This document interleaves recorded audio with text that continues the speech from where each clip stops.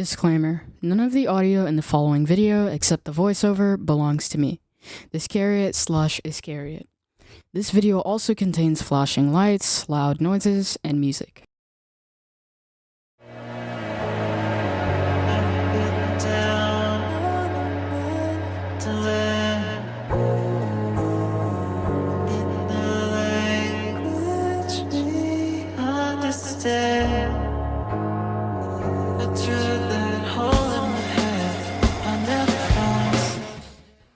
Idling Somewhere by Jane Remover isn't just emotional, it's suffocating. Even at a glance, it feels like being trapped with someone you know is bad for you, but staying anyway. Because you don't know how to leave, and that's what makes this song so terrifying. Today, I want to break down why Idling Somewhere feels so overwhelmingly emotional, how Jane uses sound to simulate emotional paralysis, and why this might be one of the most devastating songs on Census Designated. Idling Somewhere comes from Jane Remover's 2023 album, Census Designated, an album heavily inspired by isolation, failed relationships, disassociation, and near-death anxiety. Jane has said the album was partially inspired by a cross-country road trip during a blizzard that became a kind of reality check for them emotionally, and you can feel that throughout this album. Everything sounds cold, distant, and huge, like being trapped in a blizzard. Idling Somewhere was released on October 20th, 2023. It was produced by Jane Remover and KMOE, and it was written by Jane Remover. It is the 6th track on Census Designated. Idling Somewhere appears on Census Designated, Vinyl version 2023, and Census Designated 2023. Songs that sample Idling Somewhere are Like Kurt by Life Alert, Like Watching a Zombie Turn by Leroy, Professional Vengeance by Jane Remover, My Music is Mid and That's Peak, I Will Never Be Peak and That's Not Mid by Elwood UK, and Fishbowl November 2023 by CC Natalie. Idling Somewhere samples R5R by Jane Remover. Idling Somewhere interpolates Like a Kiss demo by Jane Remover from 2022, and Chantal, or Chantal, I guess, by Jane Remover 2023. Now that we've analyzed the basic skeleton of Idling Somewhere, let's look at the bones, or the lyrics. We start off with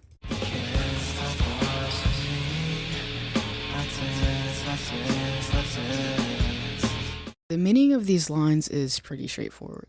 Jane's partner, friend, or acquaintance can't stop watching her dance. These lines are similar to the lines, "These days I always lie to you when you watch me, dance you say it's fair, and I feel the same," from Video. Because of this connection, we can infer that this is the same man from Video, or maybe that Idling Somewhere shares some themes with Video.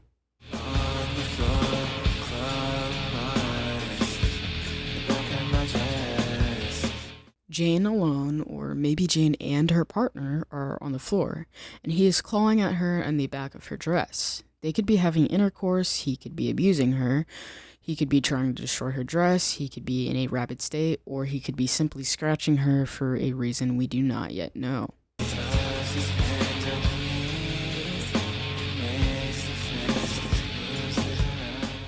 These lines, alongside "on the floor, claw marks in the back of my dress," could possibly be a reference to these lyrics.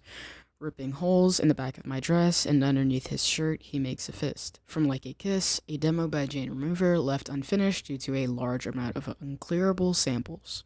I'm going to skip this line because I don't think it really has a meaning. If it does, since walks or walking can be used to describe someone leaving, for example, "he just walked, was never seen again," or like walk-offs in baseball, maybe Jane is saying this man is leaving her.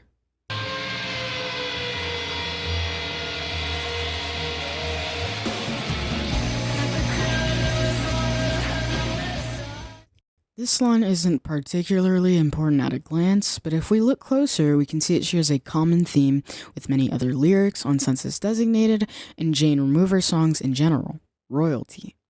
In Backseat Girl, Jane says, "The queen plays her cards right, but I always win, boy." In Death of Pride by Venturing, Jane states, "The queen never plays her cards right." And in Census Designated, the album's title track, she sings, "Like I'm the princess of Ocean City." Tip the crown probably means Jane or someone else is losing their crown or maybe almost losing their crown because of whatever they're doing that they know is wrong but have to do anyway because they have nowhere else to start, nowhere else to be or go, and nothing else they could do. I just took philosophy last semester, so this might just be a stretch I came up with since the material's so ingrained in me. But this sounds like the philosophical concept of bad faith. Bad faith, a central concept in Jean Paul Sartre's existentialism, is the psychological phenomenon of self-deception where individuals adopt false values and deny their innate freedom to escape the anxiety of choice. It involves acting inauthentically by treating oneself as a fixed object, facticity, rather than a free conscious agent, transcendence. An example of this is, I had no choice but to blank.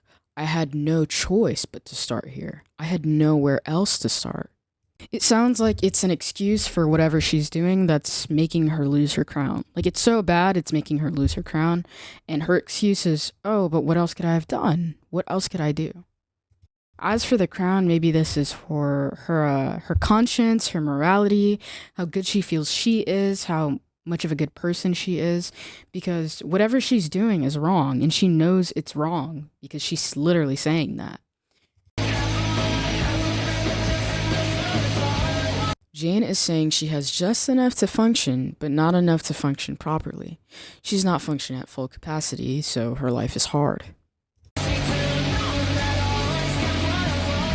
Watch me down could mean watching her down alcohol or substances. No, I'm bad probably refers to how she's doing bad, wrong things that are ruining her social standing, sense of goodness, or another thing we are unaware of, which we saw in the line, tip the crown, no, it's wrong. And I always get what I want is a contrast to everything else she's saying or goes directly hand in hand with it. If that phrase goes hand in hand with everything, she's leaning into that negative side of herself and almost excusing it or being proud of it because it always gets her what she wants. If that phrase is meant to contrast everything else she said about being bad and feeling guilty about her actions, which we see in no, it's wrong, but I had nowhere to start, then she's doing a complete 180 and going, yes, I'm bad, yes, I'm evil, and that's wrong, and I've been talking about that so much, but I always get what I want, so who cares?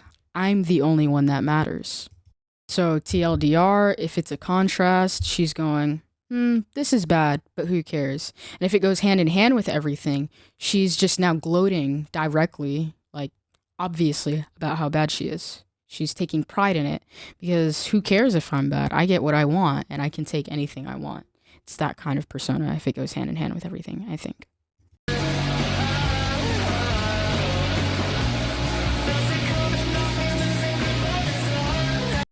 This is probably referring to Jane's dress, which the man in the song was tearing up earlier. She's feeling her dress come off of her, and because of losing grip of his arm, maybe she was trying to stop him from taking it off of her? If that's not the case, maybe it's coming off of her for a different reason, or he really is taking it off. But regardless, she's clutching onto him to cope with it. The dress, for whatever reason, seems to have some important meaning to her, and taking it off is causing her distress, so she's trying to desperately reach out for anything that can help diffuse that distress, the man, and she can't even hold on to him. She can't even hold on to the one thing that she thinks will calm her down. But that's just a theory, a music theory. Following up on what I just said, it past his knuckles is probably, again, referring to Jane's dress. So by now, it's so far off, it's past his knuckles. And because he's clearly not listening to her cries or pleads to stop taking it off or show her any support, she's just giving into the situation, enjoying the pain almost, or accepting it. If you're not going to stop, why don't you just turn the pain up a notch? Why don't you show me all of what I supposedly deserve? If you're gonna hurt me, give me all of it. Really hurt me and don't be like whiny about it. Give me all of what you think I deserve, all the pain. It's more like retaliation almost, or it's something of that nature. I don't really know how to describe it, but it's more like defiance. Like, you're hurting me, yes, but fine, hurt me. At least don't be, for lack of a better word, weak about it. Don't be embarrassed to do it. If you're gonna hurt me, don't get cold feet and actually show me all of what you're going to do if you're deciding to do this. Or don't do it at all. It's kind of like how in TV shows, I'll play a clip here in a second. In TV shows, there will be a robbery and the guy will be like, He'll put the gun to his chest and he'll be like, here, shoot me here, or don't waste my time, or da da da da. Like, don't waste my time, or just kill me. That's essentially what I think is happening. Now, this may sound like a bit of a stretch or a little bit cheesy, but this feels like maybe Jane is admitting she buried a desire or obsession because she felt ashamed of it and is now convincing herself she deserved the pain or emptiness that came after. Covet is a really loaded word too. It's usually used when people want something very badly, like for example, longing, envy, obsession, or forbidden desire. Because of what we've now established, we can infer that hid my covet in the dirt could mean Jane is suppressing feelings, trying to bury jealousy or love, hiding a part of herself, and or metaphorically grieving a desire by putting it in the ground. And then, and I deserve it after all sounds self-punishing. Like, I was wrong for wanting this suffering is my fault, and I should just stay buried with it. Depending on what Jane herself was thinking, trying to say, or convey while writing this line could be about unrequited love, religious guilt, jealousy, hiding queer feelings, self-hatred after wanting closeness, or even trying to bury ambition or desire itself.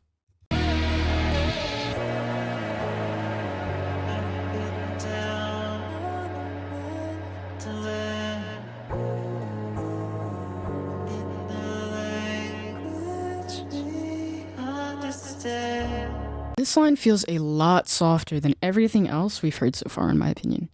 Up and down on a mandolin suggests someone is making music or just playing an instrument, and in a language we understand kind of paints this picture of someone playing music and having a conversation with whomever they're with through that.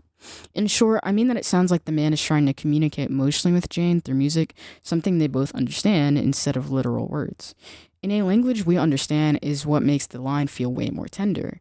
Two people utilizing a language only they can understand implies there's a private connection. They have the ability to mutually understand each other without literal explanations. They communicate through feeling or music rather than speech, and or they have a bond other people maybe wouldn't get. So together, the lyric feels like we may not be able to say this directly, but we understand each other through the music/emotion.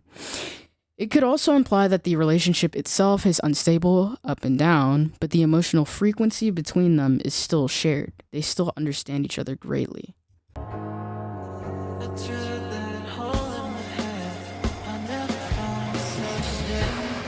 This sounds like Jane's forcing herself into having obsessive thoughts until they become painful. Drilled feels repetitive and self-inflicted, like someone mentally wearing themselves down. The shame she says she feels afterward also implies she feels tied to guilt, desire, or regret that she can't stop replaying.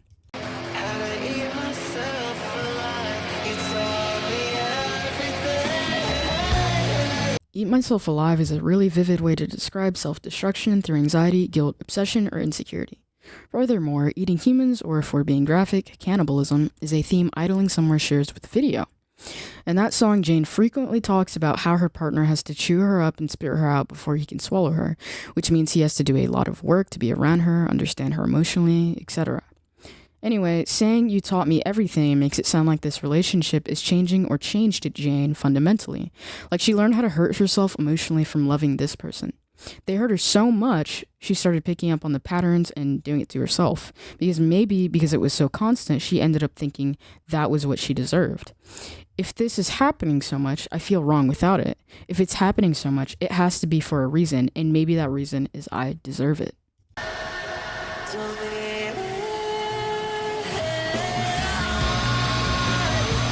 This could literally be about a light, TV, amp, or something physical, but emotionally it sounds like don't keep the feelings active, don't prolong the moment, and don't leave vulnerability exposed.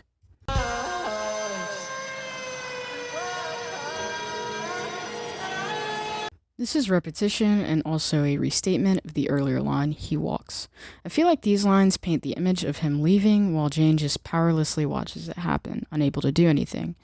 The simplicity is what makes this especially hurt to me. There's no dramatic fight or explosion, he's just leaving. To me, it looks like Jane's talking about exhaustion here. Towels absorb everything around them, and wringing one out feels like trying to release all the emotional weight that's built up in one. It sounds like she's trying to recover after being overwhelmed and beaten physically or emotionally and absorbing all of this man's negativity for far too long. This line suggests Jane has a fear of intimacy. She wants connection while also believing closeness will end badly for her and whoever she has it with.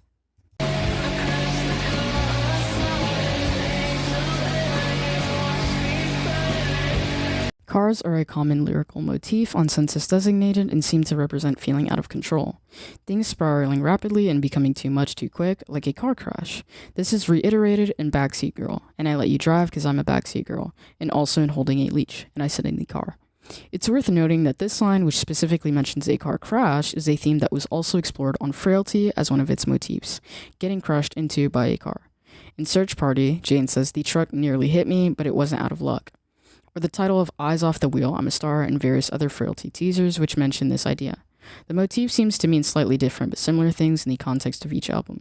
In Frailty, it seems to be indicating more of a feeling of anxiousness/excitement toward the future, and is presented generally in a more optimistic way. Whereas here it is much more of a dreadful, painful, and visceral way in the way it's described. With every step Jane takes, she's trying to recover from this relationship or be better to others, unlike the beginning of the song. This feels like she's being forced to do something or taken advantage of, or maybe that everyday life, after all she's been through, just feels like such a chore. Talking to others is so difficult and unpleasurable for her, it feels like she has to pry her jaw open just to do so to appear normal. Mental health crises often lead to neglect of basic hygiene due to lack of care for oneself. In this line, Jane alludes to not doing things like brushing her teeth for 2 straight days, which can damage oral health severely if maintained repeatedly. Lack of hygiene due to mental instability is a common theme throughout the album, with one example being the opening line of Lips, "Teeth stained yellow."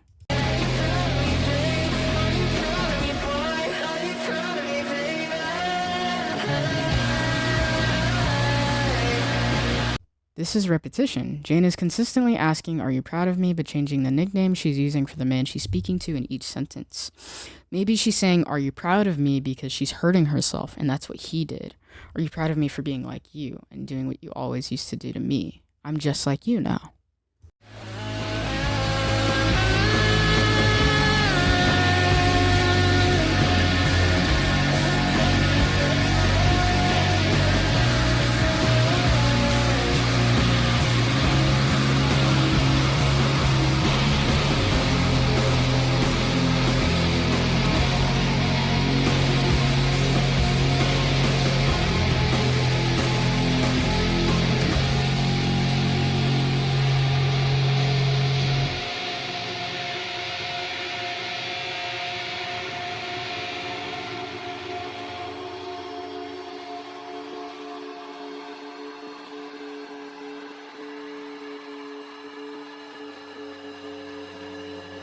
I had a dream on my teeth fell out sleeping next to you. I had a dream on my hair fell out sleeping next to you. I had a dream I sunk into your bed just left behind. Now we see even more repetition. Every line in this section of the song starts with "I had a dream," and the first 2 lines have the same structure. "I had a dream all my body part fell out sleeping next to you." This is probably about how similar to how the relationship is. Jane feels like she's decaying when she's with this man, literally or metaphorically. I'm covered in heaven, I'm scared this is all it'll be. Could literally be being covered by the man, meaning he's on top of her or pinning her down, which, considering intercourse is spoken about in this song, and on most of Census designated, can have a rather sad and horrific interpretation. I'll leave you to discover. If she means metaphorically, maybe she says his personality and habits have essentially become so normalized for her, she feels like she's covered by his identity and is scared that she'll have to live that way, like him, forever. You play chase, she stares real hard at the hole in your mouth. She sings so long, you don't even know what the song's about. Throughout Census designated, Jane tends to use a lot of metaphorical and complex language to speak on the themes of the album. So it's conceivable that if one of her ex-partners played one of her songs, it could be about them, without them even realizing. Is it true all these words go to the clubs in Miami? entirely unsure what this means, but maybe Jane met this man in Miami. He goes to the club, and this makes him a tourist, so he may leave her. If this isn't the correct interpretation of this line, which I'm 100% sure it's not, she probably means that she's curious about if the statement is true and wants to find out, or is asking the man she's been speaking to throughout the song if he knows. And if you find out now, make you a promise to take me there. This kind of confirms my second previous interpretation that Jane was curious about Miami and maybe was asking the question because she wanted to go or see if it was true.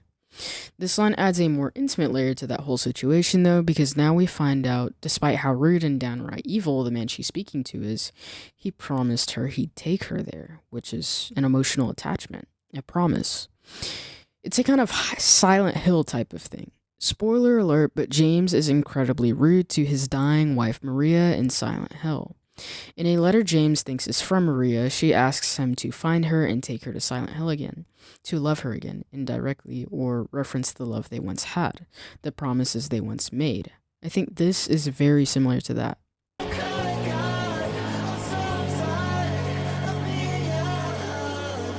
Jane has expressed the want to be older before. Like one time on X, although I can't find the specific tweet, she said something along the lines of, "It'd be cool to be 30," or "I can't wait till I'm 30.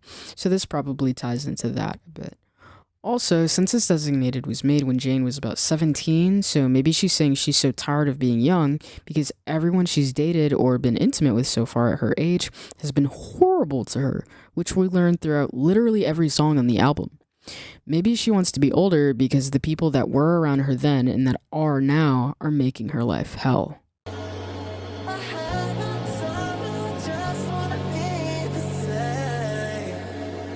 She's saying she had her time to be young, she had her youth, and now she just wants to be the same as she once was, happy and unbothered. I think so, at least.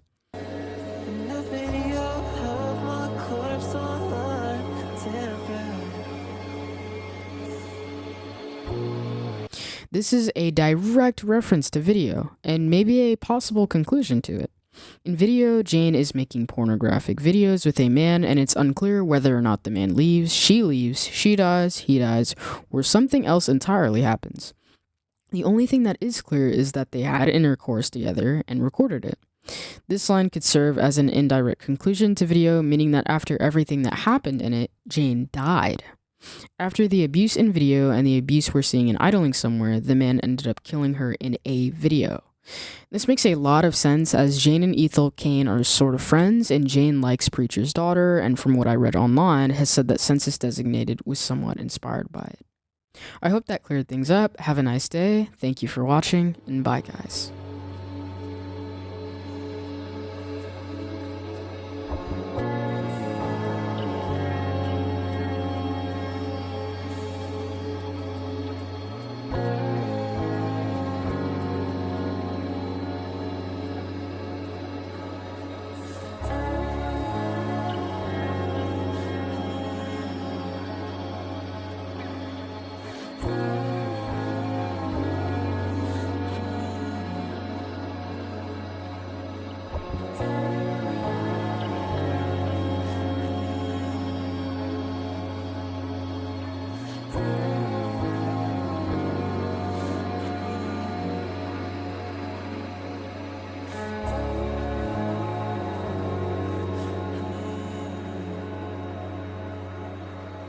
Ooh.